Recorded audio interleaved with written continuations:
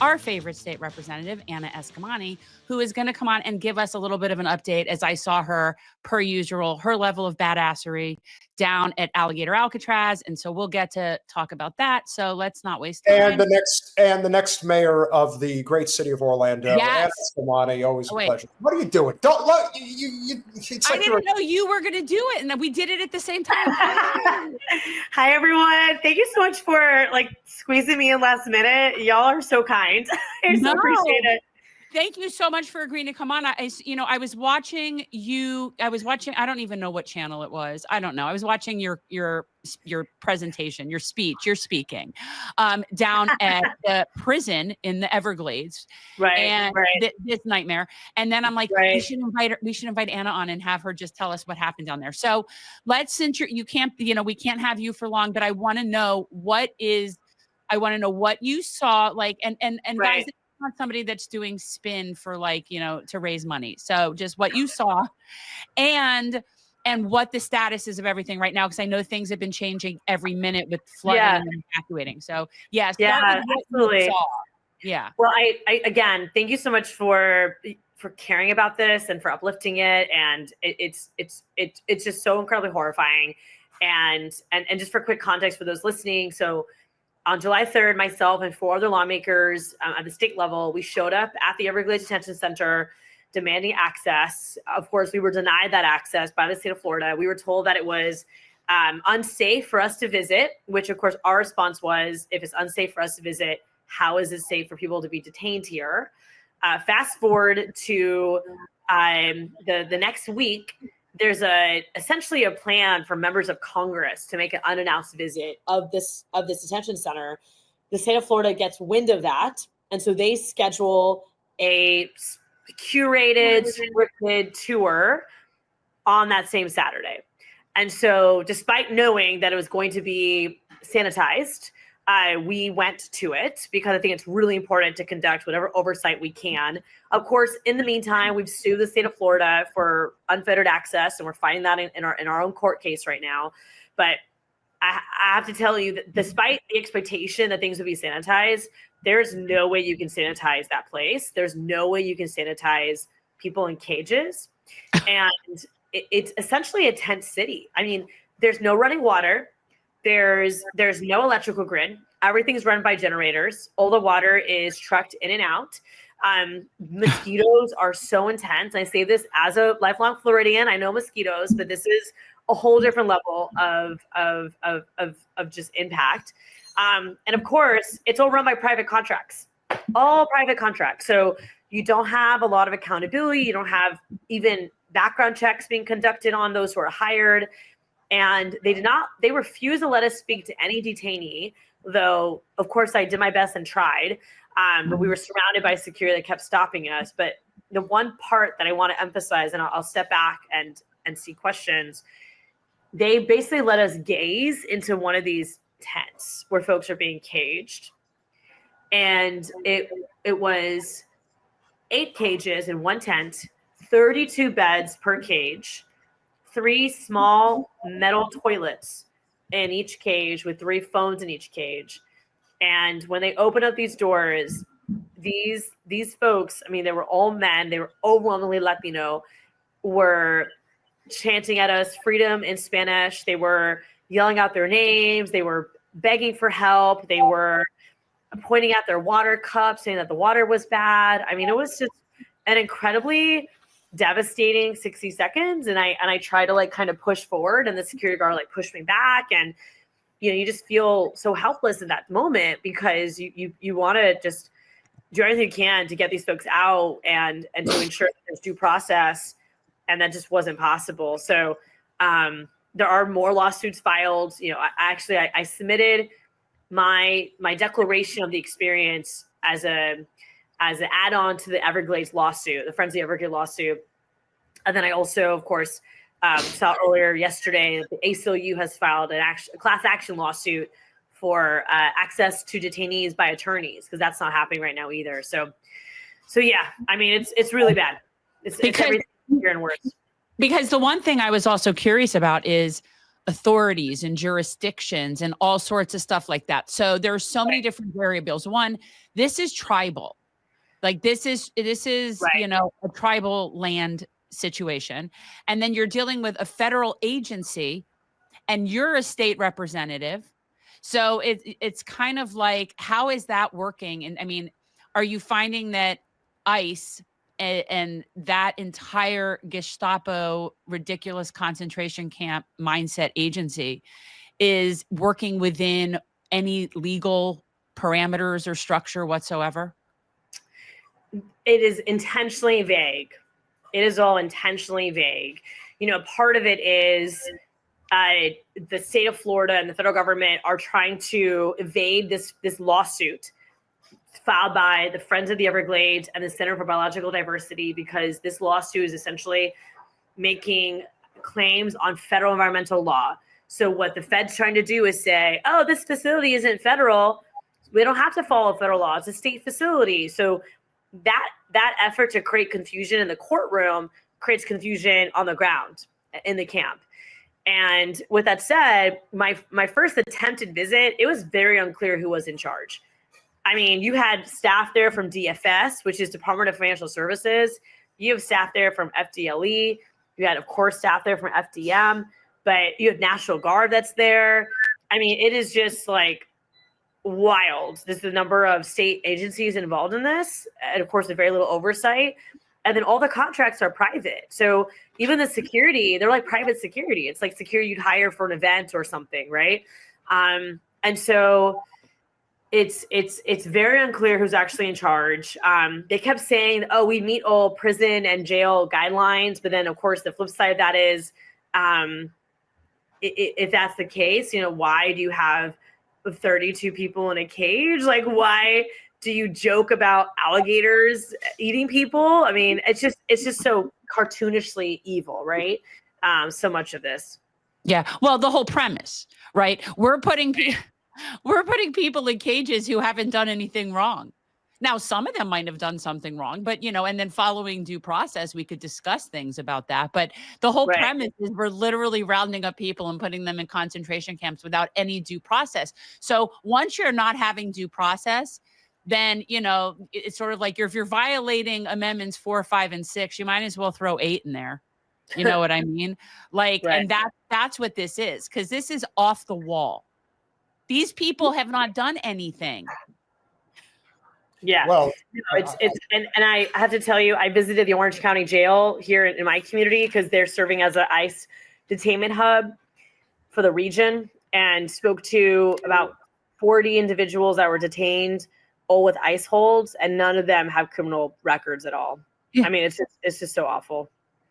I mean, to me, this just seems totally politically motivated. This is just red meat for people who think that the reason why our country is going down the toilet is because we have a substantial amount of illegal immigrants in this country that are taking jobs away. When we've talked about this before.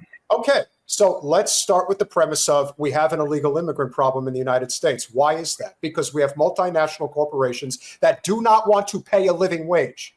And so you want to point the finger at desperate people that just want to be able to survive, where you should be pointing it at the very people who are there's freaking kickbacks going on with Alligator Alcatraz. I mean, you've got contractors that are making money hand over hand.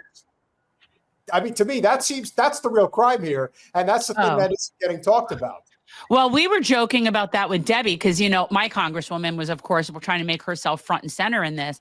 And the only thing I could figure is she's just upset that whichever contracting company is getting the money on this is not the one that she's invested in, because otherwise she'd probably be keeping her mouth shut. Peter, stop calling people illegal. You're making me absolutely crazy. They're not. I cannot for the life of me. Okay, I am so sick and tired of any of this crap. If you don't want to give people citizenship, fine, don't give them citizenship. All right, we can negotiate that. But it's like just the treating people like this as they're criminal. It's just it's intolerable to me. Like I'm losing my mind. Let me know what term is acceptable, so that way I don't have to get on your bad side. You know what? Just don't refer to human beings as illegal. It's just icky. Okay. I would recommend undocumented or unregulated status. Those are terms that are more accurate too, because the reality is that a lot of folks you could even say non-citizens. You could say non-citizens. Non-citizens, yeah. You could say immigrants. I mean, a lot of folks in these situations, they're asylum seekers, right? They're trying to update their status. They go to their ICE appointments, but they do get like tossed into this category, right?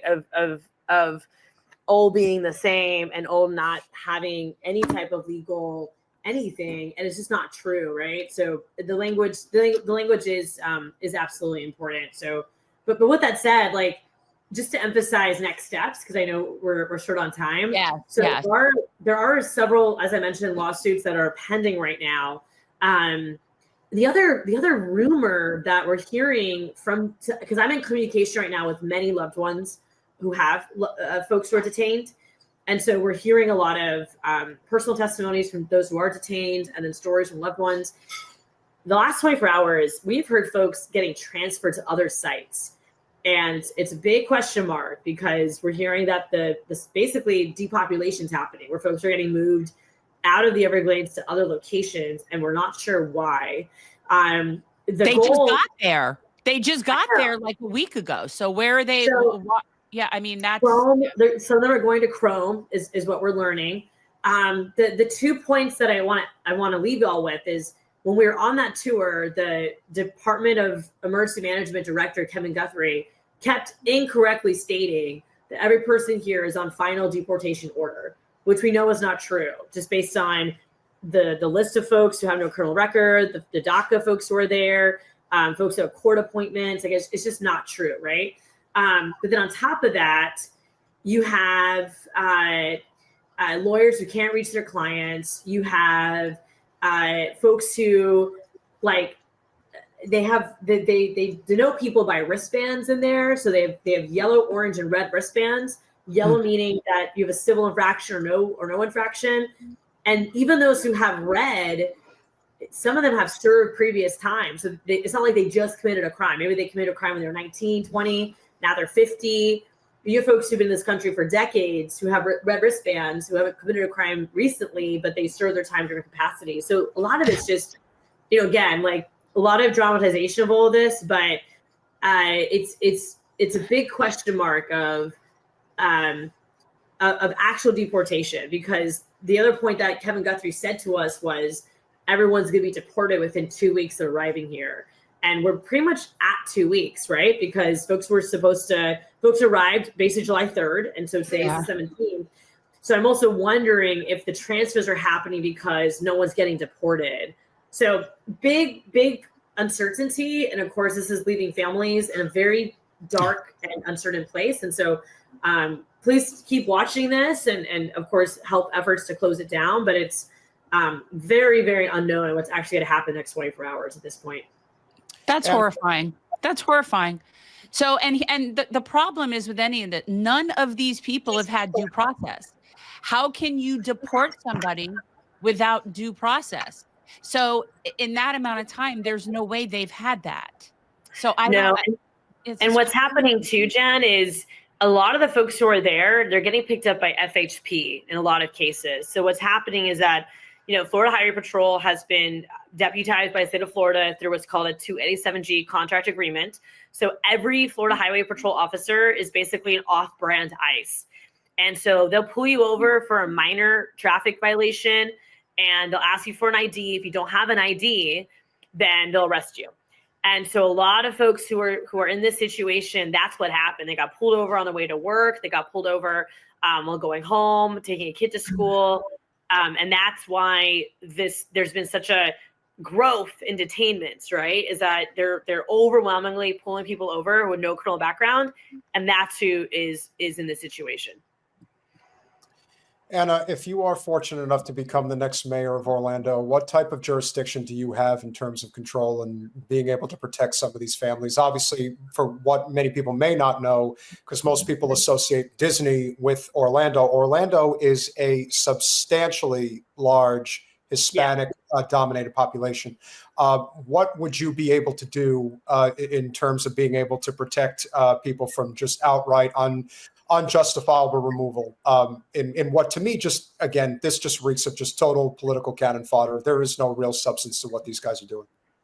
There's a lot of opportunities actually. And just to emphasize this point, the city of Orlando is in Orange County and is smaller, right? Orange County is millions of people. Orlando's less than 400,000, but we're on the map as a tourism destination because of all the attractions around us. And of course, our theme park industry is very much staffed by immigrant community members, folks of Latino descent, folks of Haitian descent. The immigrant community is huge in Central Florida and are part of our fabric. I'm a daughter of immigrants, and so it's very personal for me too. But to Harvard question, a few elements, right? One is the contract with ICE. So right now, OPD is training 10% of their law enforcement to basically be with a 2A17 agreement, deputized with ICE. I would absolutely not do that. No contract at all. We should be focused on violent crime, regardless of who commits it, and not specifically target people who are looking like immigrants, which is what's happening with FHP. You also can help power helplines. So right now, one of the challenges we have is we don't have a legal infrastructure to support detainees. And most of the folks that I spoke to at the Orange County Jail do not have a lawyer. They can't afford it. And our nonprofit sector is working hard, but they're overwhelmed. So we're having conversations right now about identifying private dollars to help support an immigrant hotline, helpline for those who are detained so they can get those resources.